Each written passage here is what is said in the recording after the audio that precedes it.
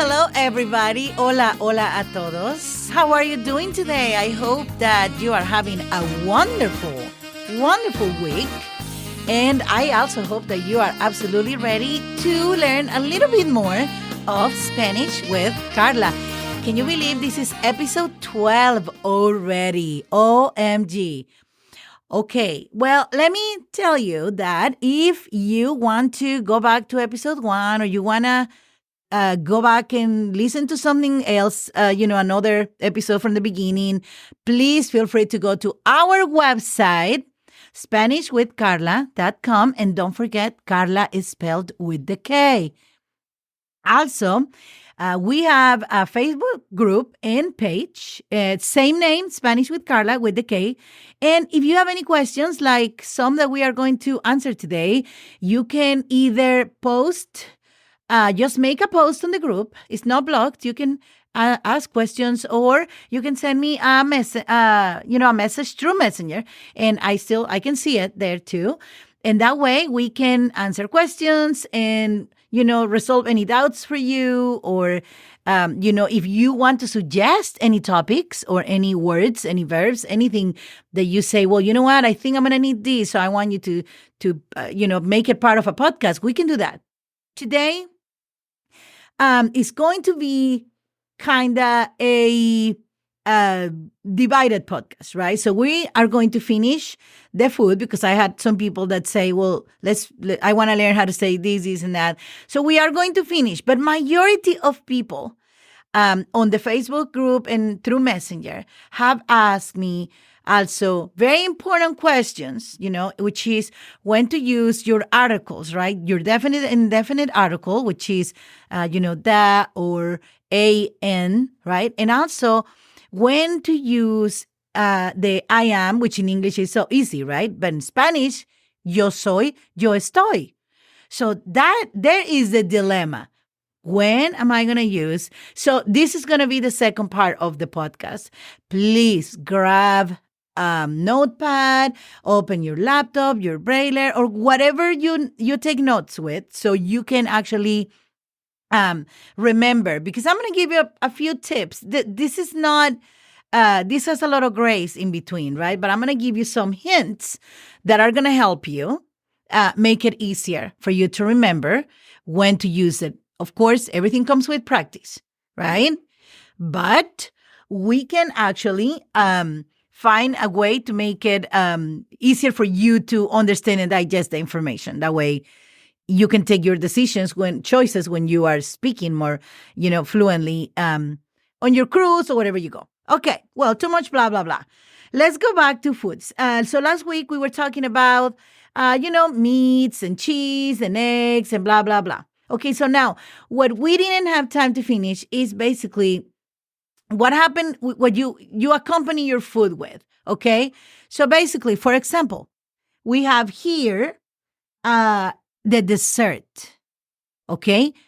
It's the end of your meal, and you want a dessert. I mean, I like my dessert, so we are going to call that postre. Postre. P as in Paul, O as in Oscar, S as in Sam, T as in Tom, R as in rabbit, E as in Oscar. Postre. Okay, that's your general dessert. Okay? Now, there are so many, different types of desserts in different cultures, Mexican culture or South American culture. There is so much, but I'm going to teach you kind of the more common. Say, for example, cake, right? Cake is said pastel. Pastel. P as in Paul, A as in apple, S as in Sam, T as in Tom, E as in elephant, L as in lorry. Pastel. Now, that's basically cake. It can be any type of cake. Then we're going to talk about flavors later on. That's going to be, easier. And we're probably going to use the fruits and vegetables that we're going to learn how to to say today to create, but you probably already say, for example, we learned last week how to say chocolate, right? Chocolate. Okay, so if you remember right, just remember, you first are going to talk about the person or the subject, which is pastel. And then we have to say what is the flavor. And for that, we need to use de, which is D as in dog, E as in elephant. That doesn't change, okay? We have been using it for a while. I'm sure you're already familiar with it. So, pastel de chocolate, okay? Pastel de chocolate. Now, remember that we talked about, it's been a while, but if you go back to episode, I don't know, maybe around the New Year's or Christmas actually it was. I taught her how to say ice cream in Spanish, and I said it was nieve, which is the same word that describes snow in Spanish. You say the snow that falls from the sky, nieve, and the ice cream that you eat is the same word, nieve. So you can also say nieve de chocolate, okay? And so on. Just remember that when we're describing, we have to use the word de, D-E, which, okay, if I have to make an actually more specific description, I would say that de means of. Cake made of, basically. We don't say made, but it would be like saying cake of chocolate, meaning is made of chocolate. You see what I mean? But we just don't use, it's like I've said several times, you cannot translate everything literally. You just have to try to translate the idea the best you can. All right? So let's go. We already got dessert. We already have cake. And of course, postre y pastel. Okay? Now, this one is going to be really easy for you, especially if you are like Southern, maybe everywhere in the United States. I don't know about Europe. Tortillas. Okay? Remember, please, I don't want to hear you saying tortillas. Okay? Please, with a cherry on top. Tortillas. Remember, T as in Tom, O as in Oscar, R as in rabbit, T as in Tom, I as in igloo, L as in Lori, L as in Lori, A as in apple, S as in Sam. So when you have the double L, what? It doesn't sound L. It doesn't say A. It sounds J, right? Tortillas. Tortillas. It's not tortillas, it's not tortillas. Tortillas. Now, in this category, we can have corn or flour, okay? I don't think it's very important right now to know because everybody likes flour, so that's the one I'm going to describe. Harina. H as in hotel, A as in apple, R as in Robert, I as in igloo, N as in Nancy, A as in apple. And if you want to be very specific, because there are some people that most people don't like corn tortillas. You want to be very specific that you want your tacos on flour tortillas? Okay, catch this, all right? I'm throwing it to you. Tortillas de harina. Remember, de. You're specifying what they're made of. So then, tortillas de harina. That's what you want. So if they ask you, you're in a Mexican restaurant, they don't speak any English, ¿de qué quieres sus tacos? I mean, all you hear is tacos. You know what they're asking you, right? What do you want your tacos made on? And they're pointing the tortillas. You just say tortilla de harina, and you get your tacos in the tortilla you want them. Also, okay. So if they're asking, what do you want on your tacos? ¿De qué quieres sus tacos? You know enough right now to say, no puerco. If that's something that you don't eat, like in my case, I would say, no pescado, right? I mean, of course, I can speak Spanish, but if I'm just putting myself on your shoes, right? I would say, no pescado. Why? Because I'm allergic to seafood. Yeah, I know. I'm one of those unlucky ones, allergic to seafood. And I love seafood. That's the worst. But, so you can go and you can say, oh, no puerco or no pollo.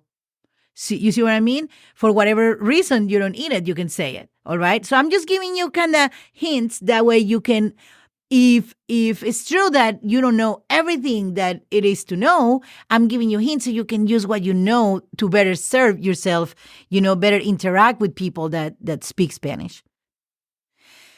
And, now that I'm thinking about it, I'm one of those few people that actually love my tacos in a good, kind of lightly fried corn tortilla.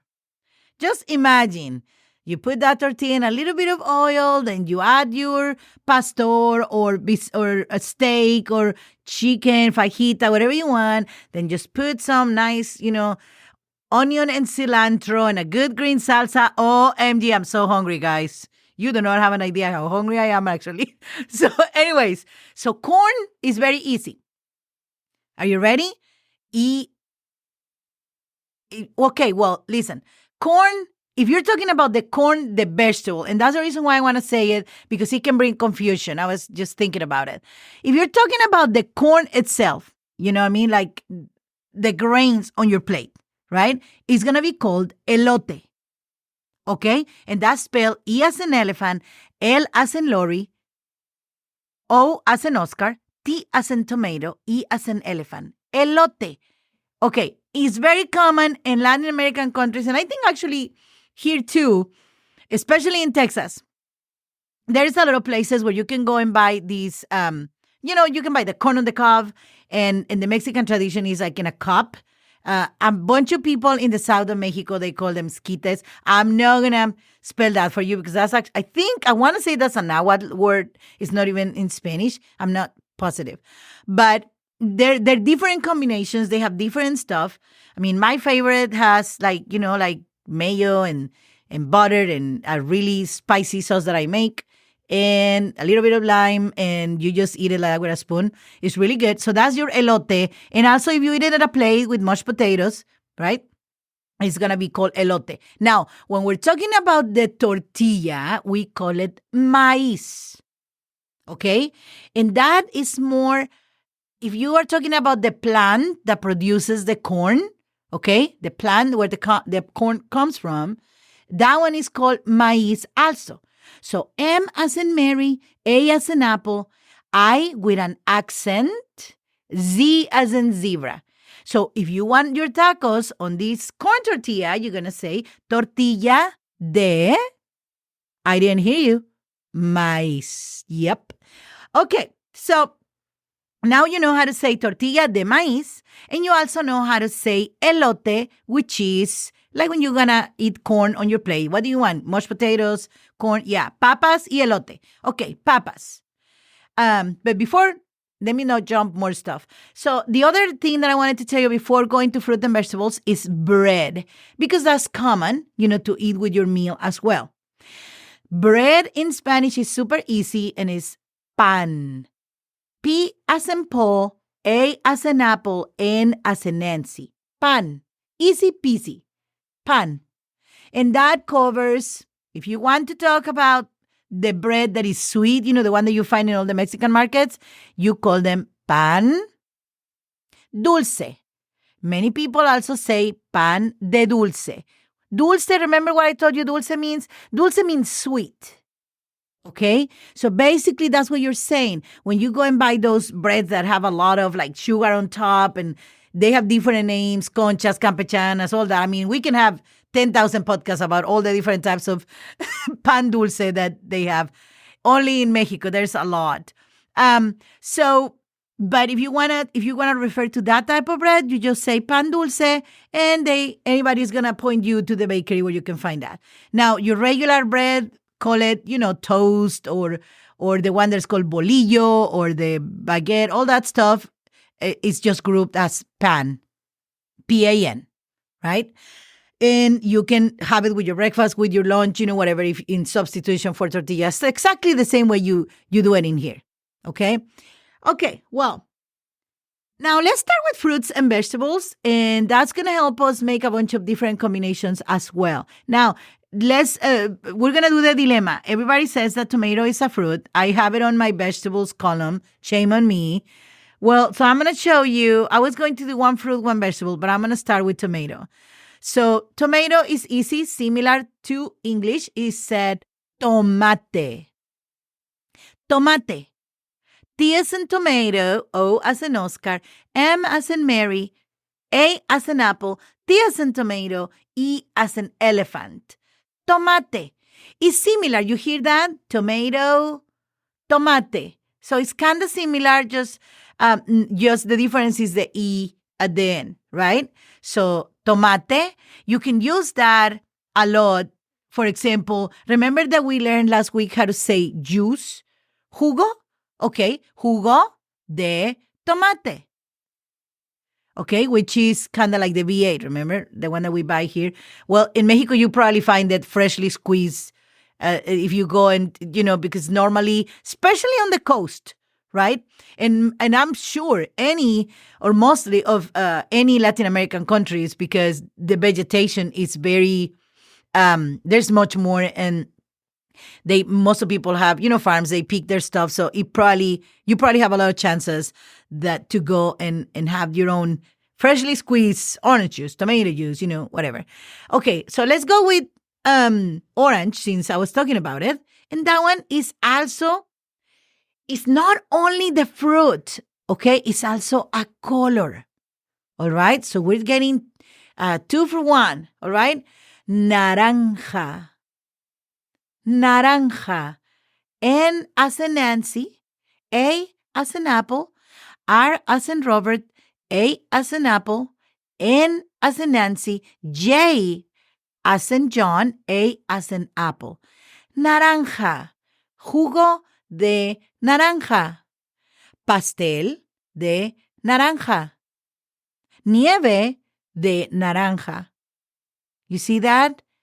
That's the way we are applying the fruit and combining it with different words. Now, also, you can say mi casa or la casa es naranja. Okay? You remember that? I'm trying to mix so you can see how to match the words with all the different things that you have learned so far. Okay? Now, I'm gonna throw you a curveball. Mi carro o el carro es what? Okay, so if you said, we know that carro is masculine and is singular. If you said naranjo, it's wrong. Naranja is one of those colors that does not change.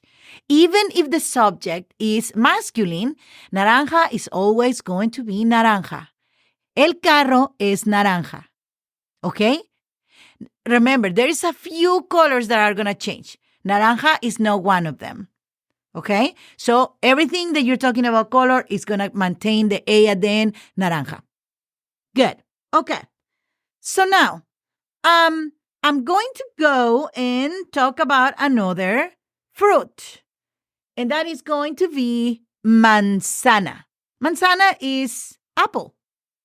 Okay? Manzana. M as in Mary, A as in apple, N as in Nancy, Z as in zebra, A as in apple, N as in Nancy, A as in apple. Manzana. Manzana. Same thing. Pastel de manzana, jugo de manzana, apple juice, jugo de manzana. So we can have all these different types of combination. You can also eat the manzana by itself, right? Una manzana, dos manzanas. Okay?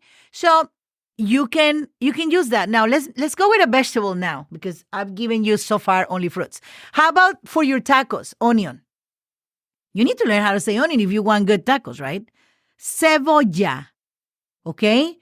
C as in cat, E as in elephant, B as in boy, O as in Oscar, L as in lorry, L as in lorry, A as in apple. Did you hear the double L? Cebolla.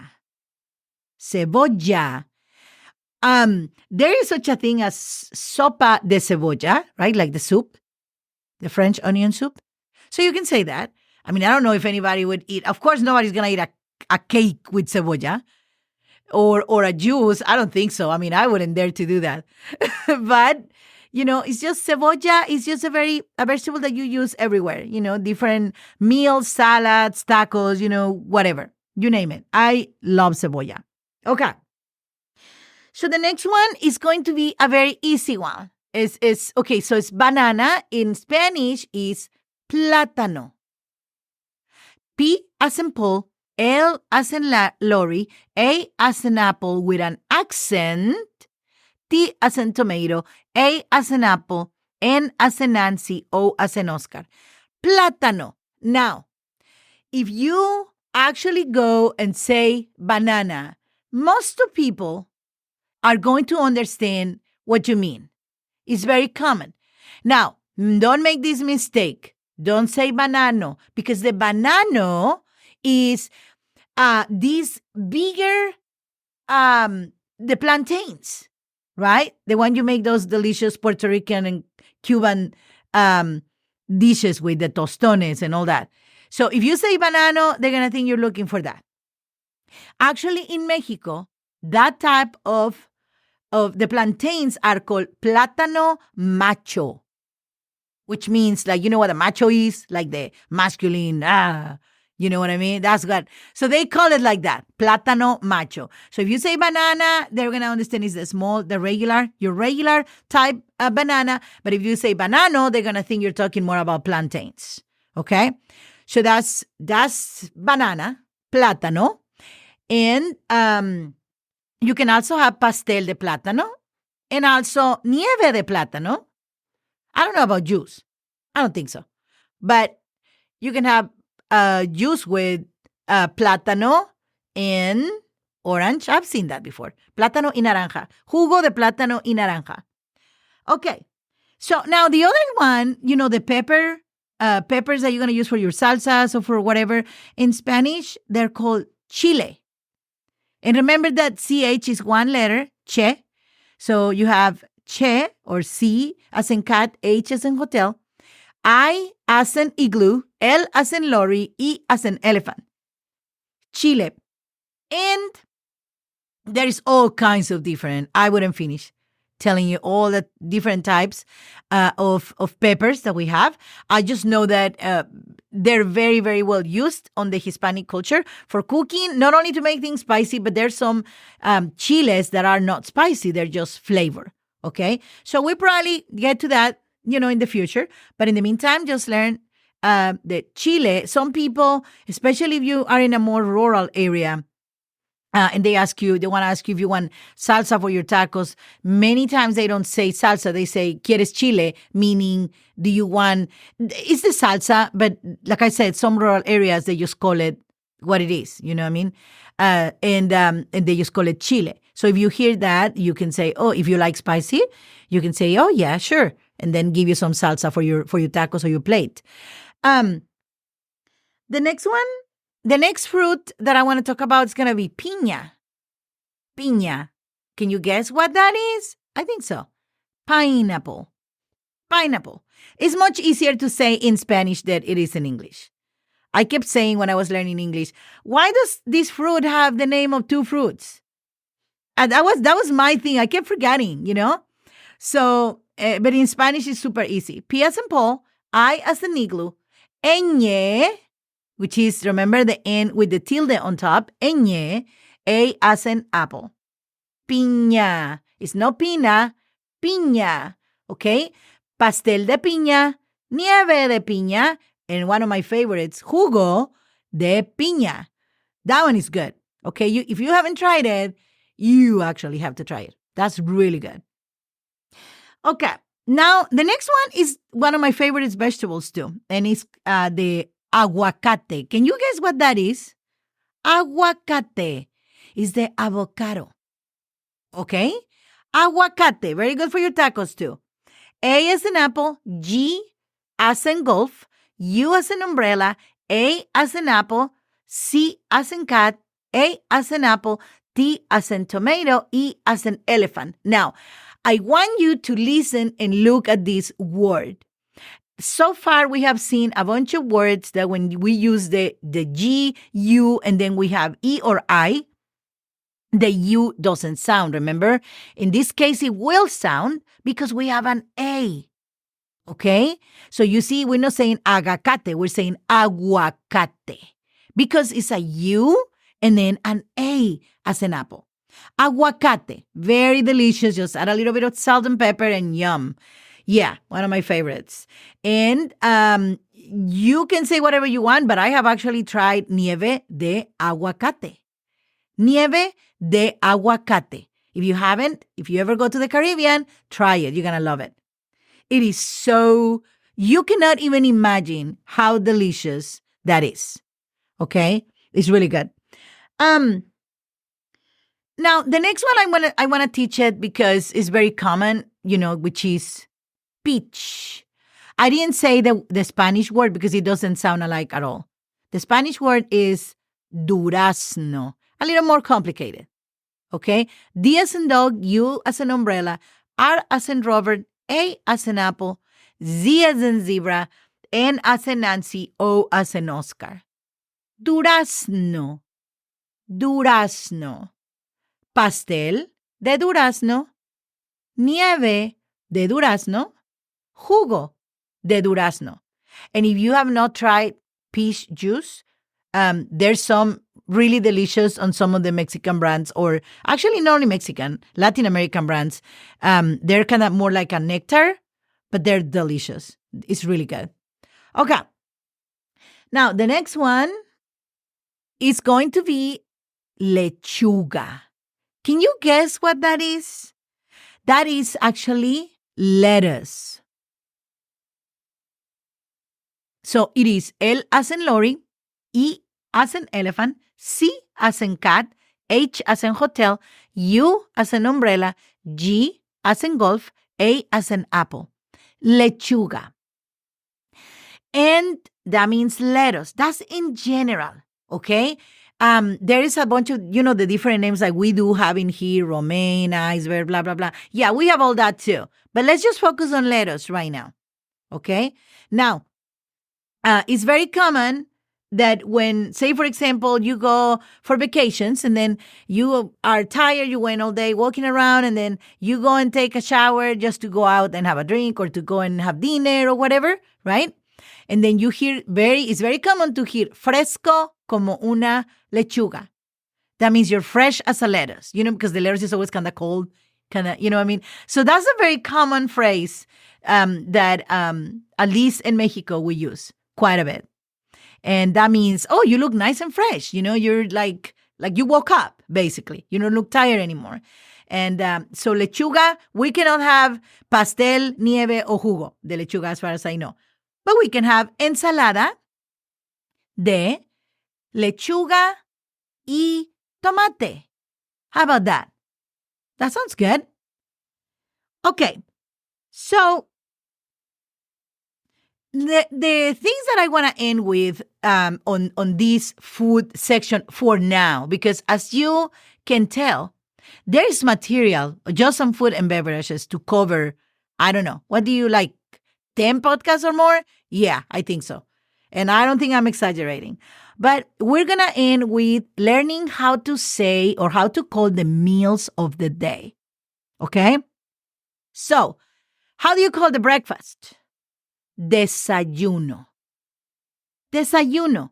And that one is spelled D as in dog, E as in elephant, S as in Sam, Y as in yo-yo, U as in umbrella, N as in Nancy, O as in Oscar.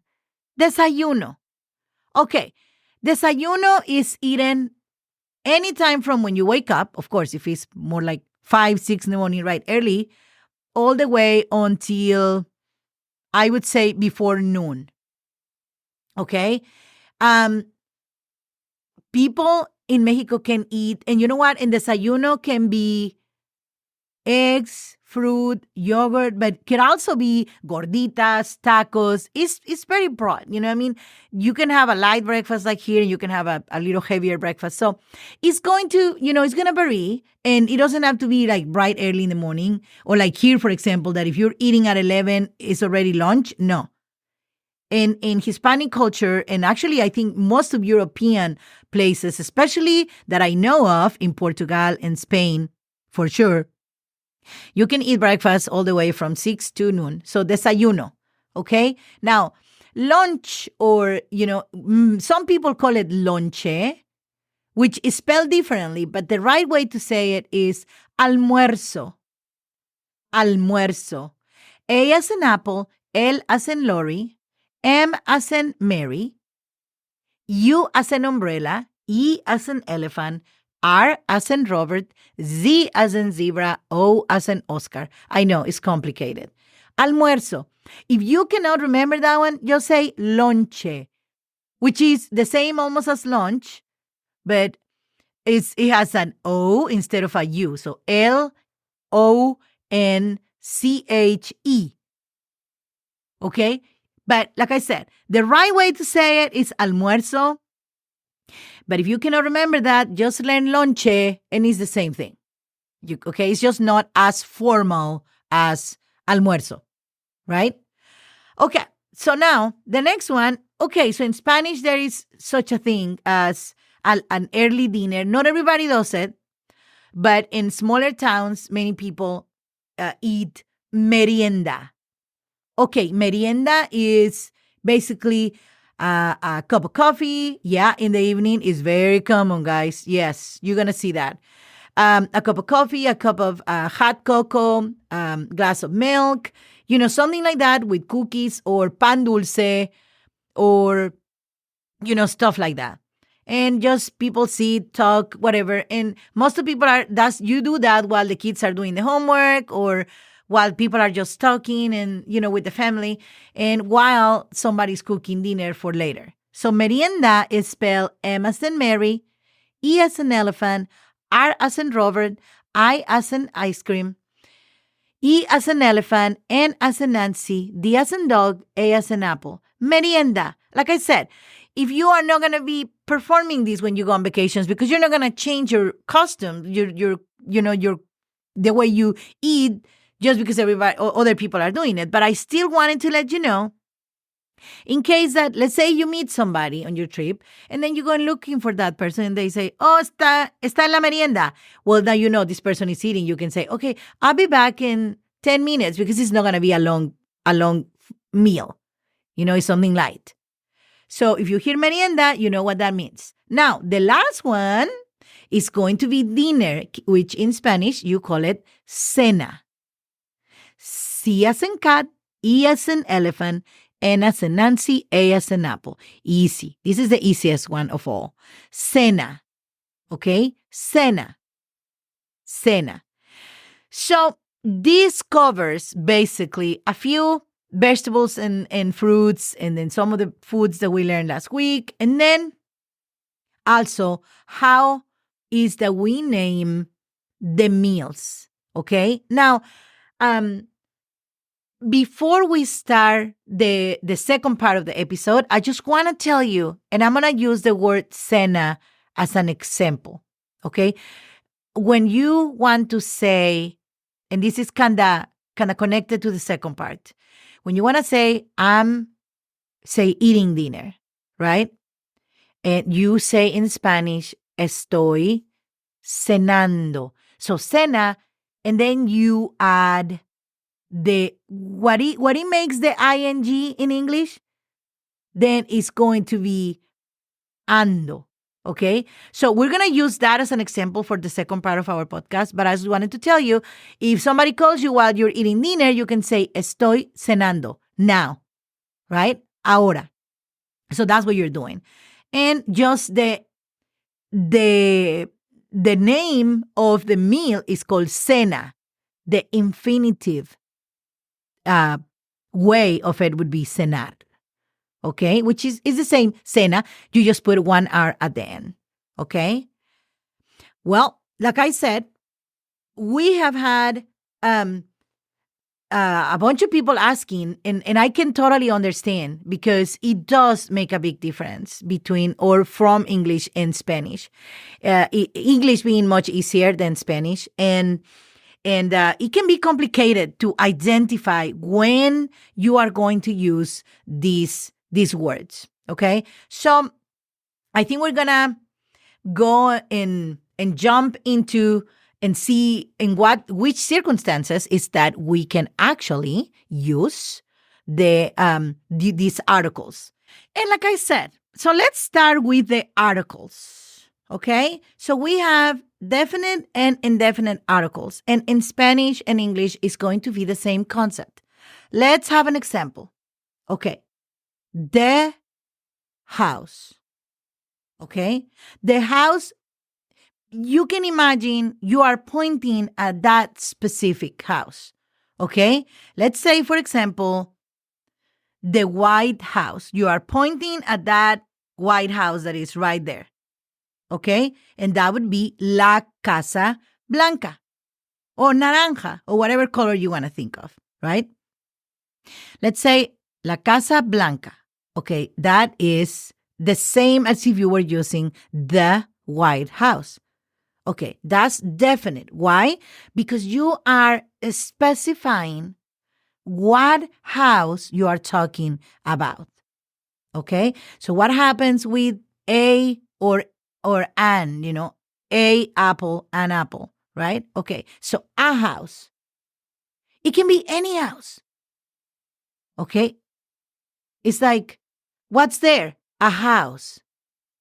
You know what I mean? But it cannot be, then you're not talking about a White House or your house or his house or a large house. It's just a house. It's not defined specifically what house you are talking about. Okay? So for example, if I tell you in Spanish, okay, so let's say for example that I tell you, okay, dame la silla or give me the chair. I'm telling you what chair I want. I'm pointing at it or somehow is the chair that is right there that you know. We are talking about a specific chair, right? I can say, dame una silla, because I am too short and I want to reach something. I'm not telling you what chair I want. Just give me a chair, whatever chair you find, right? That I can use. You see what I mean? Or I can say, quiero la casa. And I'm talking about a house that I already have in mind, that I have seen. I want this house. I want the house.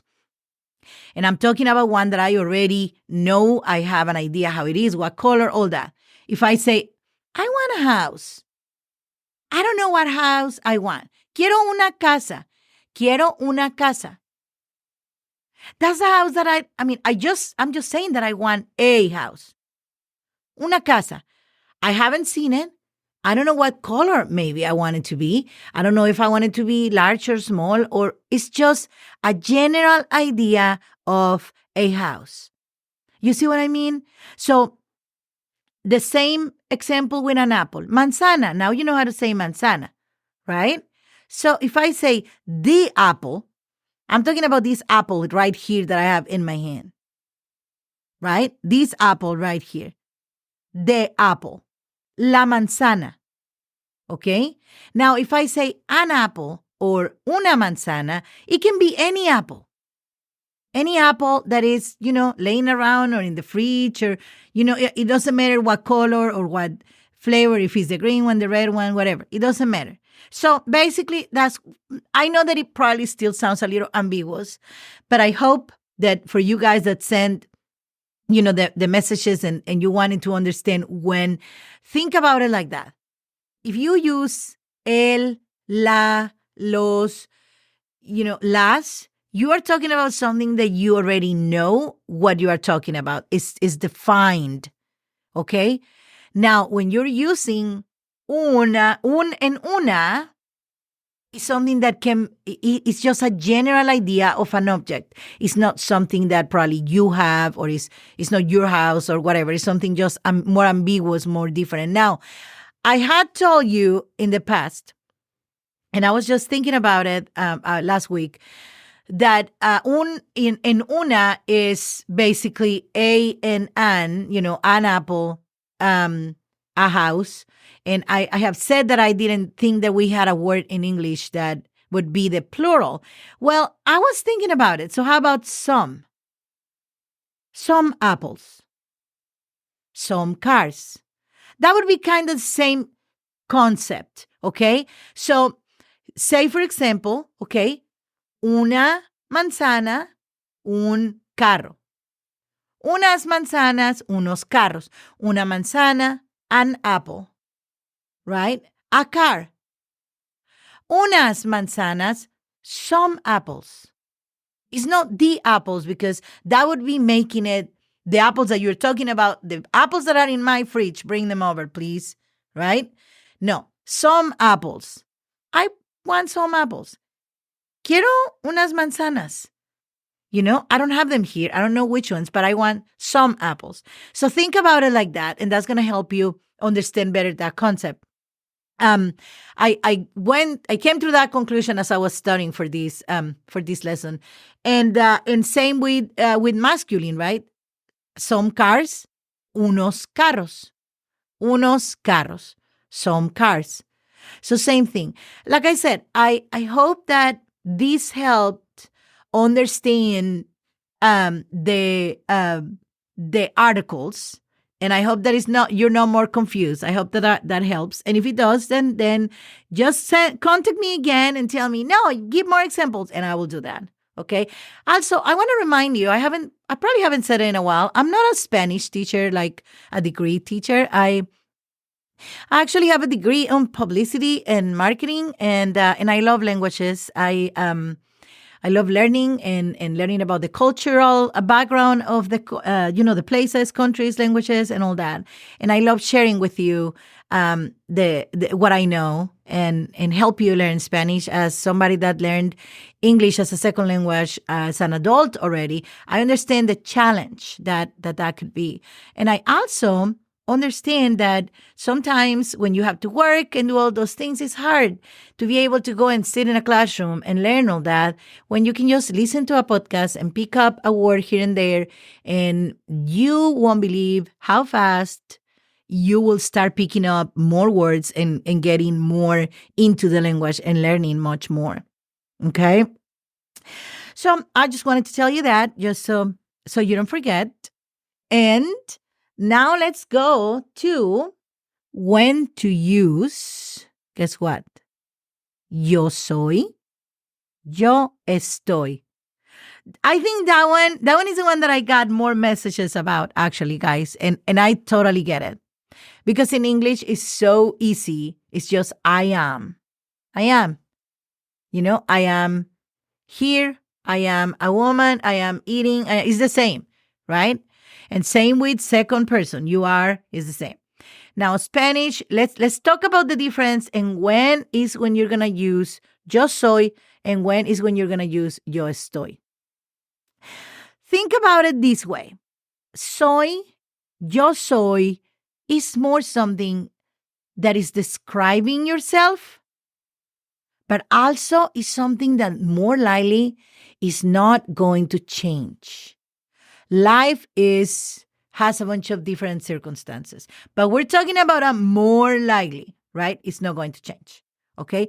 Yo soy Carla. I am Carla. More likely, I'm not going to change my name.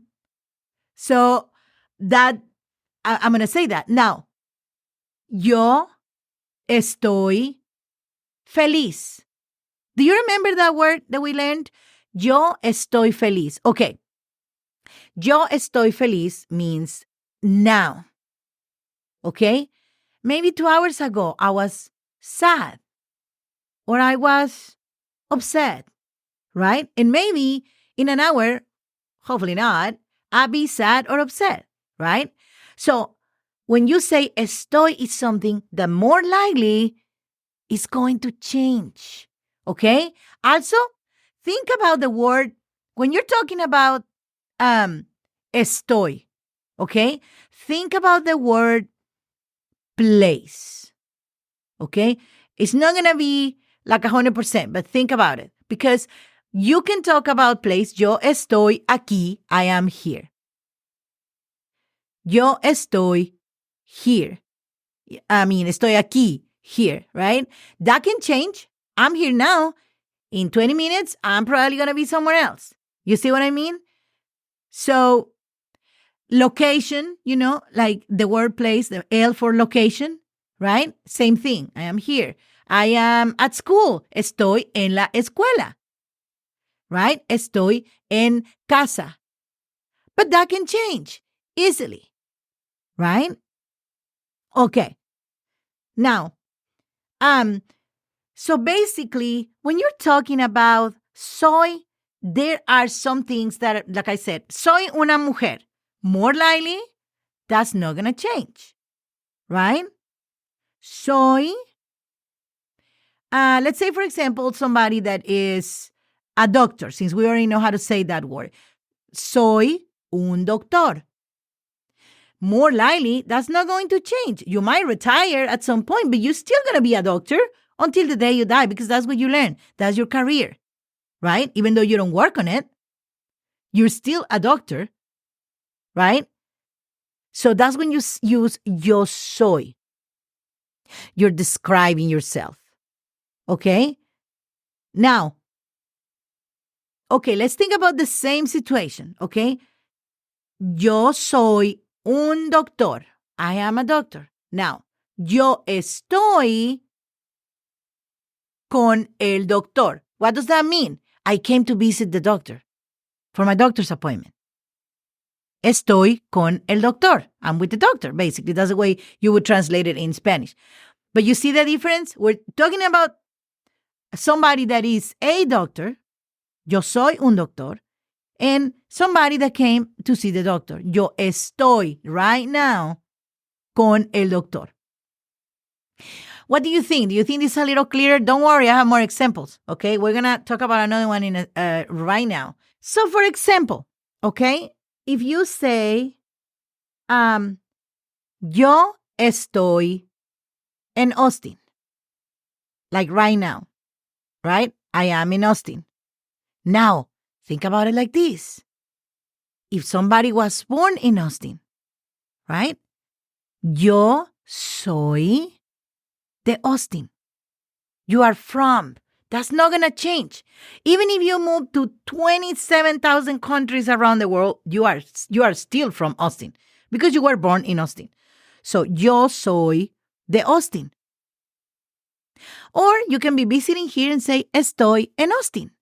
You see what I mean? That's going to change because you're visiting. Right? Okay. So that one, talking about, for example, action. Thinking about the word place, action. Remember that we talked about estoy cenando? That's another way that you're going to use estoy with. And it's always going to be in combination with the form ing of the verb in Spanish, which in Spanish the termination is ando, yendo. I don't expect you to know all this because these we haven't covered. I'm just letting you know. When we're talking about what is basically the present progressive, something that is happening right now, okay? Estoy cenando. Estoy caminando, walking. Estoy hablando. I'm speaking. Now, that is going to be always estoy. Why? You got it. Because it can change. More likely, it's going to change. I won't be eating dinner for the whole entire life, right? That's going to change.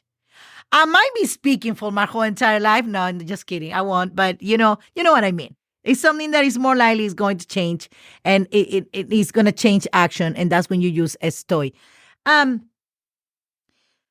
Now, also, you use this for emotions, like we said earlier, okay? Emotions. Estoy feliz.